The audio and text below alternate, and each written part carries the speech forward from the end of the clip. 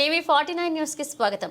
ఇవాళ రాష్ట్రానికి వచ్చారు కేంద్ర మంత్రి శివరాజ్ సింగ్ చౌహాన్ తో సమావేశం అనంతరం సీఎం చంద్రబాబు మీడియాతో మాట్లాడారు.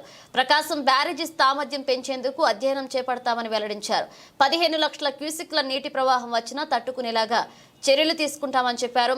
కృష్ణానది కరకట్టలు మరింత పటిష్టం చేస్తామని పేర్కొన్నారు. 11.90 లక్షల క్యూసెక్ల సామర్థ్యంతో ప్రకాశం బ్యారేజీని 100 ఏళ్ల కిందట డిజైన్ చేశారని, అయితే ఇటీవలే కురిసిన వర్షాలకు 11.43 లక్షల క్యూసెక్ల నీరు వచ్చిందని వివరించారు. కృష్ణానదికి ఎగువ నాగార్జునసాగర్, పులిచింతల, జూరాల, శ్రీశైలం, ఆల్మట్టి వంటి ప్రాజెక్టులు కట్టారని వెల్లడించారు. ప్రస్తుతం వాతావరణంలో విపరీతమైన మార్పులు వచ్చాయని, క్లౌడ్ బరస్ట్ వంటి పరిణామాలు చోటు చేసుకుంటున్నాయని, కొద్ది సమయంలోనే విపరీతమైన వర్షపాతం నమోదవుతుందని చంద్రబాబు పేర్కొన్నారు. విజయవాడ ప్రాంతంలో 2 రోజుల్లోనే 40 సెంటీమీటర్ వర్షం కురిసిందని తెలిపారు. దానికి తోడు కృష్ణానది పరివాహక ప్రాంతాల్లో ఎగువన కురిసిన వర్షాలతో భారీగా వరద వచ్చిందన్నారు. మరొక వైపు 10,000 క్యూసెక్ల నీటి ప్రవాహం కోసం డిజైన్ చేసిన బుడమేరులో 35,000 క్యూసెక్ల నీరు వచ్చిందని చంద్రబాబు తెలిపారు. ఊహించిన స్థాయిలో వర్షాలు పడడమే కాకుండా మానవ తప్పిదం వల్ల కూడా విజయవాడ వరదలు సంభవించాయన్నారు. 2019లో బుడమేరు కోసం 5 పనులు కేటాయిస్తే వాటిని రద్దు చేశారని, 3 గంటలు పడితే వాటిని పూడ్చలేకపోయారని ఆరోపించారు. ఇప్పటికే ఒక టెక్నికల్ టీం వచ్చిందని, పరిశీలన చేపడుతుందని వివరించారు. బుడమేరు గుండ్లు పూడ్చేందుకు ఆర్మీ రంగంలోనికి దిగుతోందని వెల్లడించారు. గంటలు పూడ్చే పనుల్లో ఆర్మీ నుంచే పాల్గొంటుందన్నారు.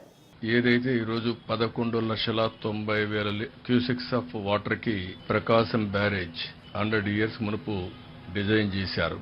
అయితే ఈరోజు 11,43,000 క్యూసెక్స్ ఆఫ్ వాటర్ వచ్చింది. ఆ తర్వాతనే అనేక ప్రాజెక్టులు కట్టారు. పైన నాగార్జునసాగర్ గాని, Pulichintala, Srisailam, జోరాల, Almatti, so many projects వచ్చాయి. ఈ రోజు ఉన్నటువంటి వాతావరణ మార్పుల్లో ఎక్కడైతే క్లౌడ్ బరస్టింగ్ కావడం, విపరీతమైన వర్షాలు పడడం, 2 రోజుల్లో 40 సెంటీమీటర్ల వర్షపాతం పడింది. ఇక్కడ 40 సెంటీమీటర్లు అంటే మనం ఊహించుకోవాల్సిన అవసరం ఉంది. అంత పెద్ద ఎత్తున పడింది. ఇదే కాకుండా పైన కృష్ణా నది పరివాహక ప్రాంతం అంతా కూడా పెద్ద ఎత్తున వర్షాలు పడ్డాయి. ఒక పక్కన ఇక్కడికి వస్తే ఇంకొక పక్కన ఏదైతే మన బుడమేడు పెద్ద ఎత్తున నీళ్లు రావడం జరిగింది. బుడమేడు కూడా మనం చూసినప్పుడు ఆల్ ఆఫ్ ఎ సడన్ 7,500, 10,000కు డిజైన్ చేసినటువంటి డ్రైన్స్ అవి అక్కడ ఒక 35,000 క్యూసెక్స్ ఒకటేసారి రావడం, ఇవన్నీ కానొచ్చుంటే even Krishna Prakasam barrage overflow అయ్యేది. అలాంటి ప్రమాదం వచ్చేది.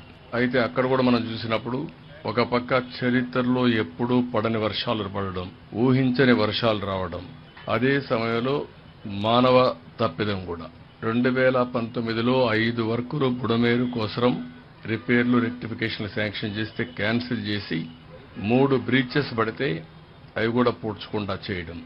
ఒక పక్క ఇది ఒక ఫ్లాష్ ఫ్లడ్స్ ఇక్కడ రావడం, ఒక పక్కన కృష్ణానదిలో పెద్ద వర్షాలు రావడం, దానివల్ల పెద్ద డివాస్టేషన్ జరిగింది.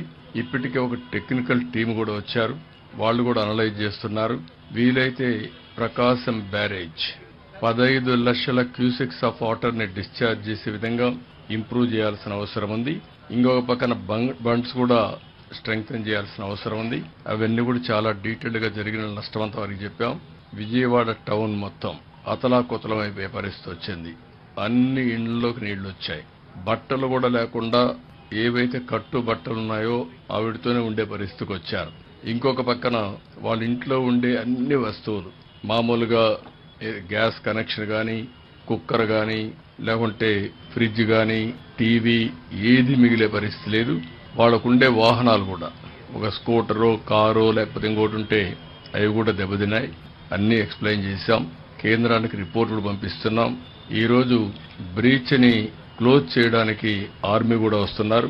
వాళ్ళు కూడా 8 గంటలకు వచ్చి మనం చేసే ఎఫర్ట్స్ కి వారి యొక్క బెస్ట్ ప్రాక్టీసెస్ కానీ, బెటర్ ఎక్విప్మెంట్ తో వస్తున్నారు. ఎన్ని ప్రయత్నాలు చేయాలనో అన్ని ప్రయత్నాలు చేస్తున్నాం. అన్ని విషయాలు కేంద్ర మంత్రి గారు చూశారు. నేను ఎప్పటికప్పుడు మీకు ఎక్స్ప్లెయిన్ చేస్తున్నాను. ఈ విల్ ఎక్స్ప్లెయిన్ నౌ.